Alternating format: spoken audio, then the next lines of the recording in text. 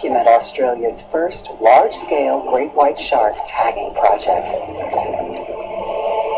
The team's aim was to tag adult great white sharks so they could study their patterns of movement along Australia's coast.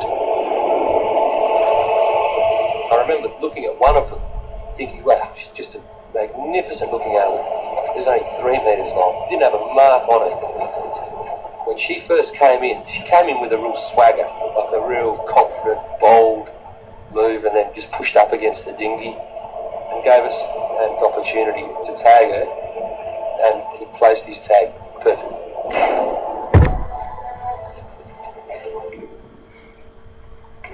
Codenamed Shark Alpha, the healthy female left the scene without any sign of distress.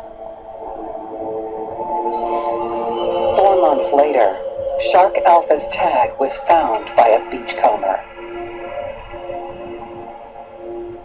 The device washed ashore 2.5 miles from where it was attached to the shark.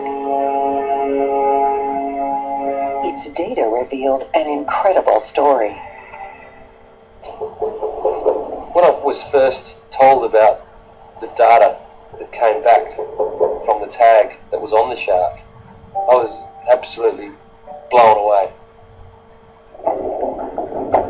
At 4 a.m. on Christmas Eve, the shark suddenly plunged at high speed straight down the edge of a continental shelf.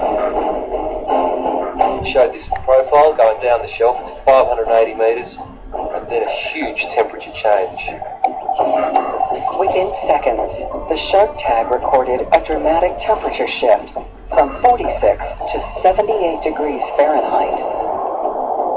A temperature that could only be achieved inside the belly of another living animal. The question that not only came to my mind, but everyone's mind who was involved was, what did that? It was obviously eaten.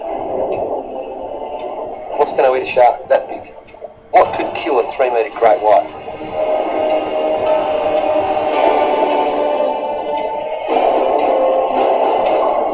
The tag recorded 78 degrees for 8 days, moving between the surface and a depth of 330 feet before it was released.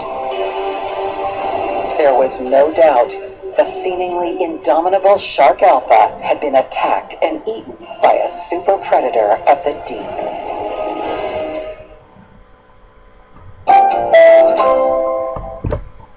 Shalom, bro. This is Muhammad from GMS London. So I want to start by saying all praise Jehovah Hashem Yahweh Shai.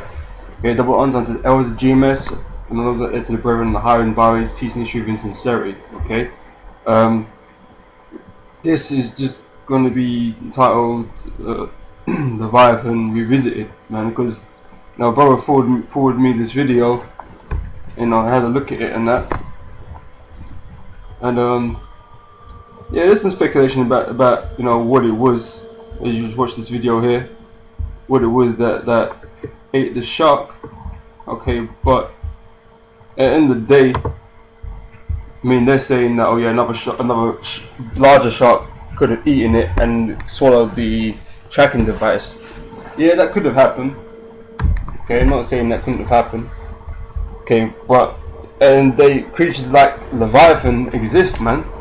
Them super predators that they're trying to search for now. Okay, if I read correctly, man, they're trying to make some sort of documentary on trying to find the super predator. Okay, which they ain't really gonna want to find.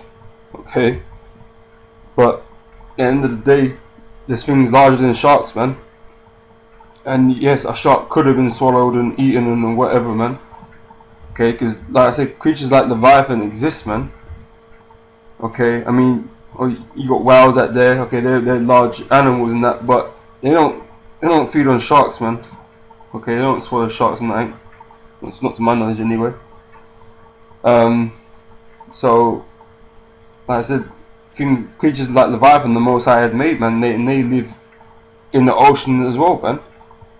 Okay, great sea creatures, man.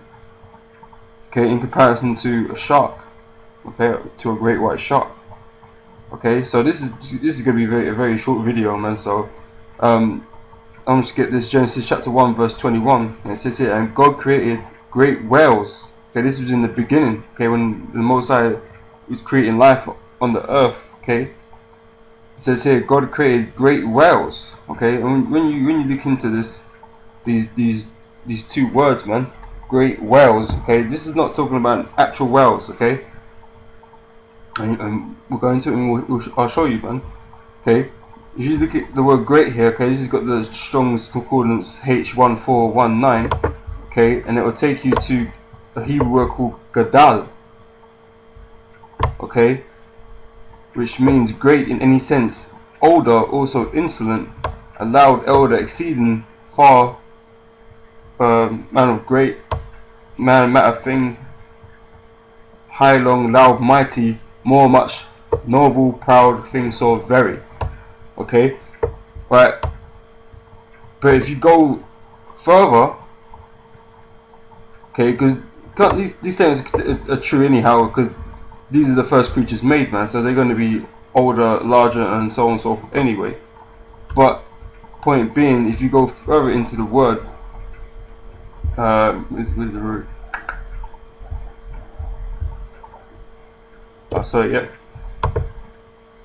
If you go to H431,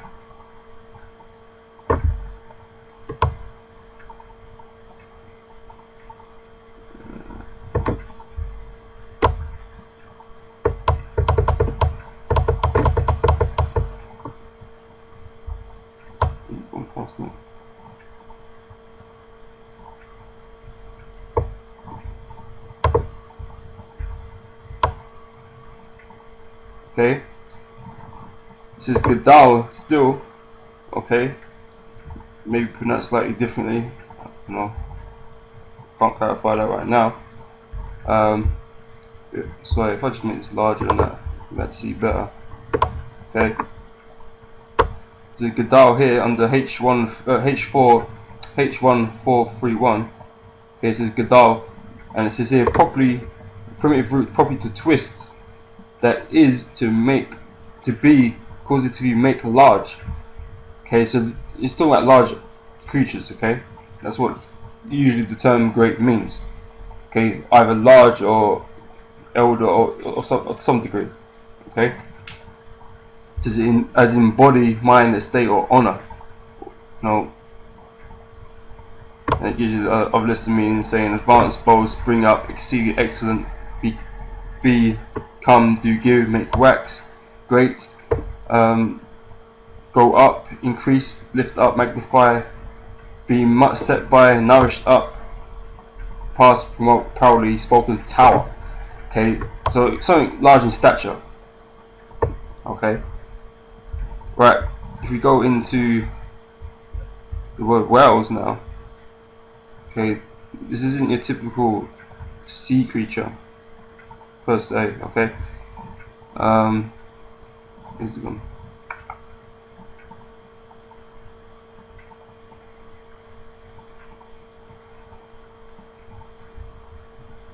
Whales, sorry. Okay, the word whales in the Hebrew and the Strong's Concordance is H8577. Okay, and to pronounce that would be Fanayam. Okay, Fanayam, I believe. Alright.